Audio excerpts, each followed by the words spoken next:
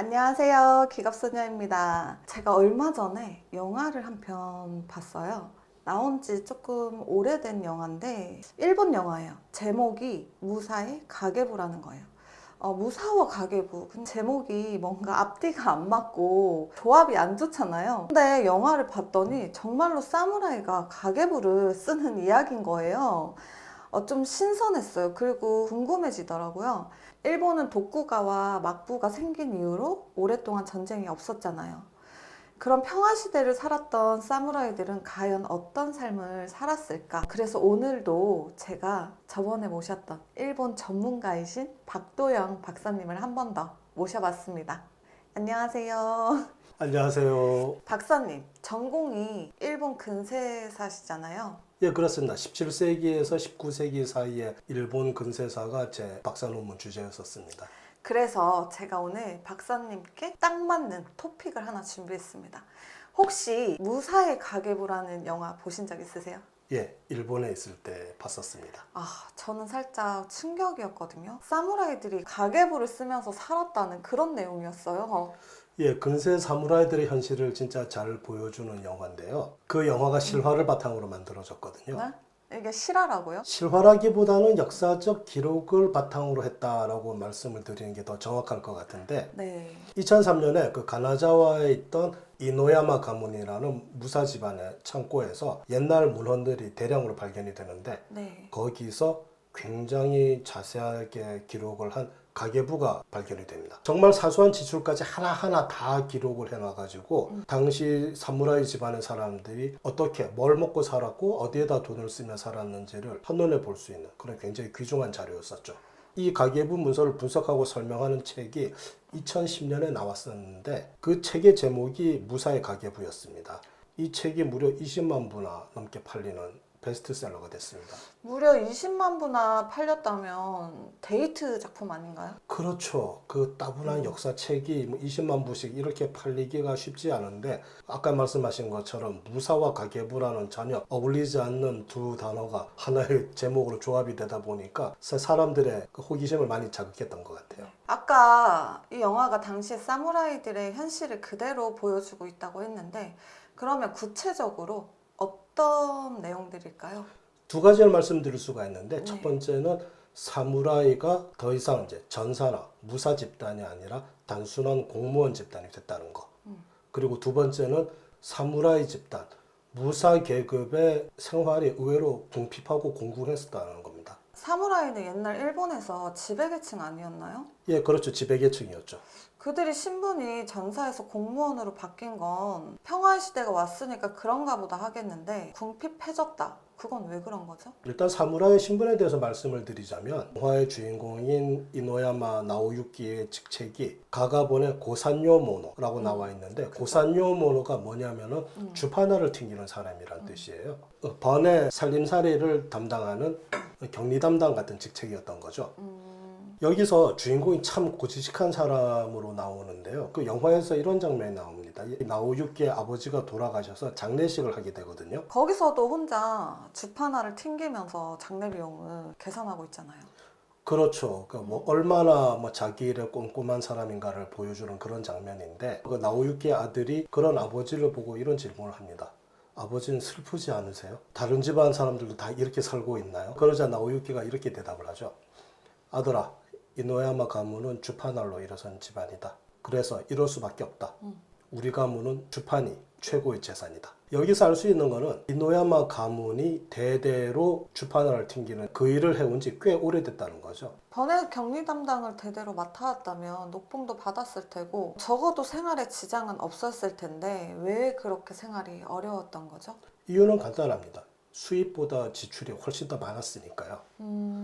사무라이가 지배계급이고 체면을 중요시하다 보니까 이들의 품위유지비가 생각보다 많이 들었습니다. 근데 도쿠가와 시대는 평화의 시대잖아요. 전국시대 사무라이들처럼 전공을 올려서 수입을 올릴 수 있는 그런 경제구조가 아니었어요. 정해진 월급으로 살아야 하는데 수입이 이 지출을 따라갈 수가 없었던 거죠. 그러다 보니 상당수의 사무라이 집안이 빚에 시달리고 있었습니다.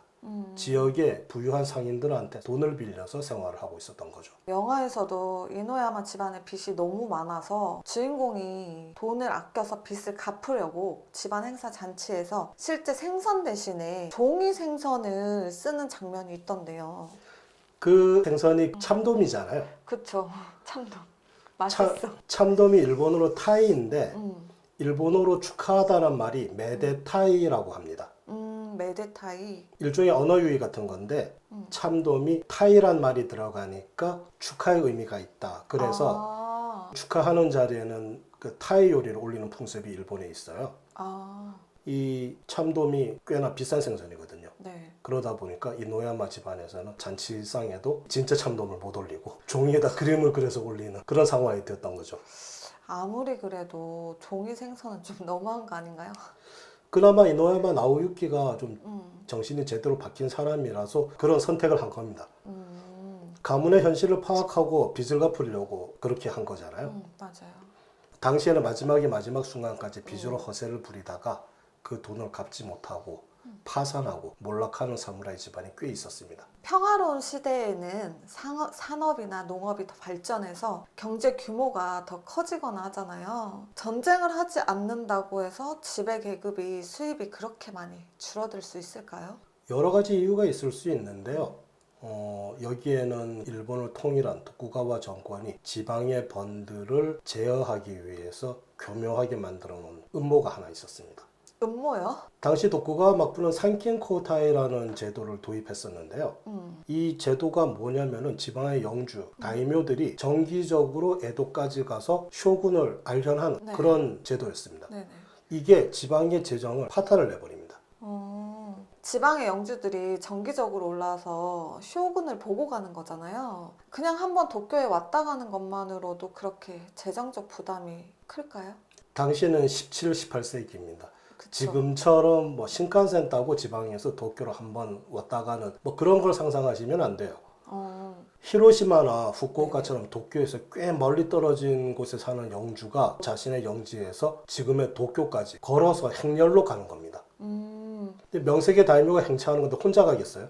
아니겠죠? 수행원이 수백 명, 수천 명이 따라 붙어야 되고 네. 거기에 필요한 각종 짐이나 보급품도 한꺼번에 지고 가야 되는데 대행렬이에요. 이게 얼마나 큰 행렬이었냐면은 1841년에 지금의 와카야마 현인 기슈번에서 산킨고다이를 갔을 때 행렬을 기록한 그 기록이 남아 있는데 당시 기슈번의 산킨고다이 행렬에 무사만 1630여 명, 인부가 2300여 명, 말이 100여 필이 동원됐다고 합니다. 그럼 왜 그렇게 많이 가는 거예요? 그게 다이묘들이 자기 위세를 과시하는 수단으로 산킨고다이를 이용했기 때문이에요. 생각해 보세요. 자기 번을 나와서 다른 지역의 번을 통과해서 가야 되잖아요. 네. 그때 사람들이 자기들의 행렬을 볼 텐데 행렬이 초라하면은 저 번은 파워가 별로구나, 힘이 없구나 이렇게 생각할 수가 있으니까 그게 싫어서 자신의 위세를 과시하는 용으로 최대한 많이 사람들을 동원해서 산킨고다이 행렬을 만들었던 거죠. 그러니까 한마디로 요즘으로 따지면 온몸에 명품을 치장하고 밖으로 나가는 거네요. 그렇죠. 그래서 이런 일도 있었습니다. 모든 번이 다 돈이 많았던 게 아니잖아요. 그렇죠. 그래서 가난한 번도 있었어요. 네. 근데 이들도 실제로 많은 사람들을 산킨고다이에 동원할 수는 없는데 그렇다고 또 다른 사람들한테 얕잡아 보이기 싫었던 거예요. 그래서 일단 자기 번에서 도쿄 근처까지는 아주 소행렬로 갑니다. 네. 소행렬로 가서 도쿄 입구, 도쿄 근처에서 거기서부터 일당으로 사람들을 사요. 알바들을 모으는 거죠. 알바. 그러니까 산킨고다이 행렬 알바라는 게 있었습니다. 그래서 그들을 데리고서는 네. 도쿄 시내를 행진을 하는 거예요. 그런 식으로 했을 만큼 산킨고다이라는 게 네. 돈이 많이 드는 일이면서도 다이묘들에게는 자신의 위세를 보여줄 수 있는 일종의 기회였던 거죠. 영화의 배경인 카가번이 지금의 이시카와현이라는 곳인데 이노야마 가문이 살고 있었던 가나자와라는 곳에서 도쿄까지의 직선거리가 300km입니다. 네. 신칸센을 타고 가도 450km에 달하는 거리인데요. 네. 이 거리를 다이묘가 걸어서 행렬을 하는 거죠. 여기에 들었던 비용이 지금 화폐 가치로 환산하면 편도 한 번 가는 데만 50억 원 정도가 들었다고 합니다. 50억이요? 예. 엄청나네요, 진짜. 제가 지금 보여드리고 있는 이 그림이 카가번에서 산킨코타이를 떠날 때의 모습을 묘사한 그림인데요. 네. 이 그림상으로는 약 400여 명의 인원이 그려져 있어요. 네네. 그런데 실제로는 2,000명 정도의 인원이 동원됐다고 합니다. 와, 2,000명이 동원되는 행렬의 비용이 50억인데 50억. 아까 말씀드린 기슈번, 네. 와카야마 현의 기슈번 같은 경우는 거의 4,000명의 인원이거든요. 뭐 그렇다면은 그쪽에서는 돈을 얼마를 썼겠습니까? 단순 무식하게 생각해봐도 그러니까 2,000명에 50억이었으니까 뭐 4,000명이니까 100억은 들었겠네요. 100억까지 들지 않다고 하더라도 최소한 7, 80억은 들었다고 볼 수 네네. 있는데 문제는 이 산킨코타이라는 게 한 번 하고 마는 행사가 아니었다는 겁니다. 아, 그럼 계속해요? 먼저 가나자와에서 도쿄까지 한 번 가서 다이면은 도쿄에서 1년을 살아야 돼요. 네. 그리고 자기 부인과 자식은 도쿄에다 항상 남겨둬야 되는 그런 법이 있었거든요. 네. 그러니까 당연히 도쿄에서 살아야 하는 집이 필요하겠죠. 기본적으로 두 집 살림에 들어가는 비용이 지속적으로 발생합니다. 그리고 1년 후면은 다시 그 대행렬을 이끌고 도쿄에서 자기 영지, 그러니까 예를 들면 가나자와까지 다시 내려와야 되는 거예요. 그때 또 50억의 비용이 더 발생하겠죠. 1년 후면은 다시 또 거기서 도쿄까지 또 걸어가야 됩니다. 그러니까 대행렬을 이끌고 여행하는 데만 매년 50억씩 써야 된다는 얘기잖아요. 그렇죠. 와, 문제는 문제네요.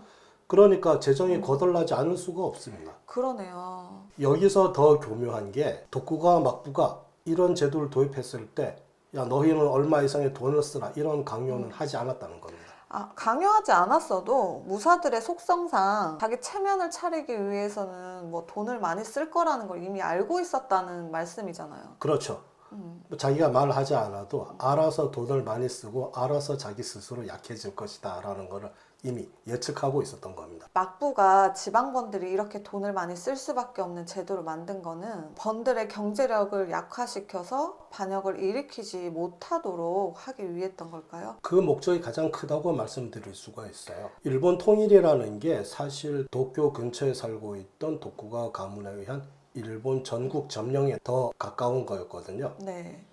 그러다 보니까 반역에 대해서 민감할 수밖에 없었습니다. 그리고 이 산켄코다이가 도쿠가와 막부에게 또 이득이 됐던 게 뭐냐면은 정기적으로 지방에 있던 돈과 물자가 도쿄로 정기적으로 몰려드는 거예요. 뭐 반란도 막고 앉아서 돈도 벌고 뭐 일석이조네요, 한마디로. 그렇죠. 그렇다고 볼 수 있습니다. 다이묘들이 그렇게 돈을 많이 쓰고 이제 번들의 경제 사정이 안 좋아지다 보니까 일본의 지방번들은 돈을 벌 수 있는 방법을 최대한 발굴하려고 노력합니다. 네. 일본 여행 가보신 분들은 뭐 많이 느끼실 텐데 일본이 지방 특산품들이 굉장히 발달되어 있잖아요. 맞아요. 그 지역에서만 살 수 있는 유명한 특산품들이 많이 있죠. 예, 이런 지역 특산품들이 발달한 데는 또 이런 게 한몫했다고 볼 수 있어요. 하지만 이런 노력에도 불구하고 워낙 지출이 정기적으로 많이 일어나다 보니까 번의 경제력은 약화되고 거기서 일하고 있던 학원무사들의 급여 또한 뭐 줄어들 수밖에 없었습니다. 그러면 뭐 무사들이 체면 때문에 품위 유지를 하려면 뭐 돈을 계속 써야 되고 그러면 빚을 질 수밖에 없다. 뭐 이런 얘기네요, 한마디로. 그렇죠.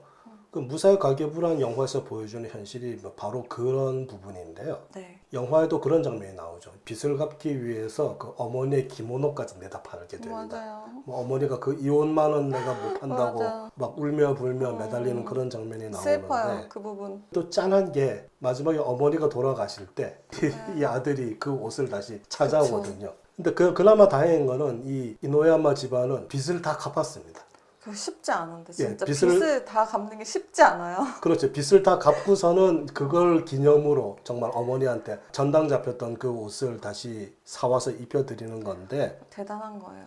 뭐 이런 건 정말로 훌륭한 케이스예요. 맞아요. 명색이 사무라이인데도 이 돈을 갚지 않고 돈을 다 떼먹고 야반도주하는 사람들도 있었고 뭐 어찌 할 수가 없으니까 집안 자체를 그냥 상인들한테 넘기는 사람들도 있었습니다.